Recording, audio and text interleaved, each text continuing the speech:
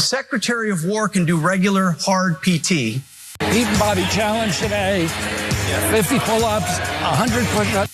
So can every member of our joint force. Frankly, it's tiring to look out at combat formations or really any formation and see fat troops. Good Lord. So look, that was Pete Hegseth, and that speech sucked. You're familiar with that at this point. It was really long. It had a bunch of applause lines that didn't receive applause. It had a bunch of laugh lines that didn't receive laughs. He pitched his book, which nobody watching wanted to read. But in particular, the idea that like he's gonna browbeat people for not doing enough physical exercise when it looks like, I don't know, he got his advice on how to do a pull-up from ChatGPT. That seems a little bit funny. In any event, people like me have been mocking Donald Trump. Pete Hegseth, nobody's surprised by that.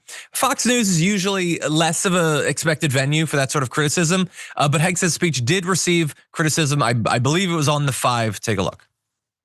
Couple things, and I don't like differing with my pal DP either, but a couple things I do. First off, brace yourself, America. I tread carefully. I didn't like the televised part of this because it reminded me of something that might happen in China or North Korea. I didn't mind Secretary Hegseth, whom I know and consider a friend, doing what he did. But I have to say, if I were an adversary of the United States, and obviously I'm not, but if I was watching this, I'm not convinced that I would be more fearful of the United States, or for that matter, wanting to be more like them. Number 2, I don't like the Department of War moniker now. I think it should be called the Department of Deterrence. Or maybe we could just stop renaming it. How about that? Could we go like a day or two where we're not renaming it? In any event, I agree with some of his other stuff. I think it's very strange that you would be like, yeah, he's my friend. I get it. We're all supposed to like, I was going to say something really gross. I'm not going to. We're going to just, I'll say fetishize the idea of bipartisanship and how important it is to be friends across the aisle or whatever. But Pete Hegseth is terrible. He is a genuinely terrible person doing terrible things, both in his personal life where he has been alleged to have done absolutely terrible things to women, and then also in his capacity as Secretary of Defense doing terrible things, endangering the lives and the physical safety of women in the military, and then going up there and browbeating people, being part of this speech where he and Trump are telling all of them to get on board with physically suppressing and perhaps killing American citizens in blue cities. This is not just like a stylistic disagreement we should be having, Harold Ford Jr. And I'm glad that he was critical of me, pointed out it was something you'd see in like China, North Korea, which to some extent it is. But the stakes are like literally life and death. I mean, these guys don't care about the law. They don't care about the Constitution. I'd get a little bit more worked up about it. But anyway, Sharon, what do you think? I do too. I think one of the worst things about him is that his mother wrote that letter, which really was talking about how disappointed she is, I still believe is in him. I don't think his current job cures that.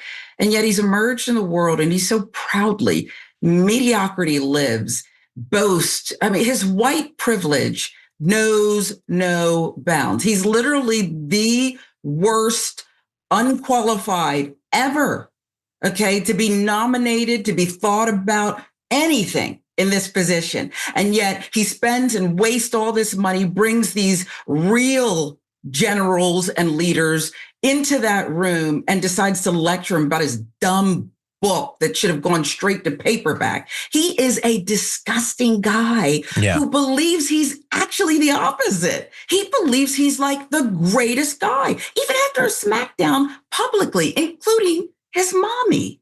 Yeah. He did this thing where he did the line where he's like, well, for the enemies of America, FAFO.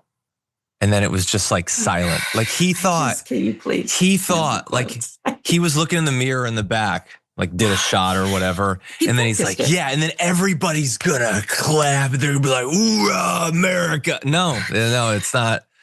You're not tough. They do not respect you. They literally do not. Why would they? You're a TV host. You're not a serious guy. You don't respect them. You don't understand what they're doing.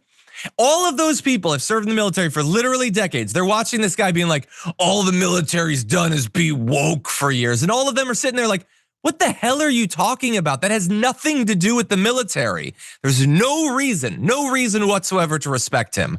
And I look forward to the fact that, at least in a subtle way, behind the scenes, without making a big stink about it, many of those men and women will be working to undercut his agenda. That is my hope. To the extent that there's any kind of deep state, it should be the embedded expertise of our military, understanding that the people that are currently and temporarily in charge don't understand them, don't like them, and want to turn them against America as a concept. In any event, we're going to close with one more. I'm not in the military, so maybe my opinion doesn't count as much. We're going to end with a statement from a military officer who said, I mean, first of all, that's like an insane insult to his senior officers who all made their bones fighting in Iraq and Afghanistan. These guys, this is Elliot Ackerman. Those guys have a lot more dust on their boots than he does. Yeah, he, at worst case scenario, has some spilled whiskey on his boots or whatever. And man, the entire government, but in particular, the Department of Defense, which is literally what it is called. We're not playing games. It's not X. It's just DEI for drunk racists. That's all it is. DEI for lackeys, little henchmen for Donald Trump, little toadies or whatever, and for sexual predators, which I've also noticed that pattern quite a bit.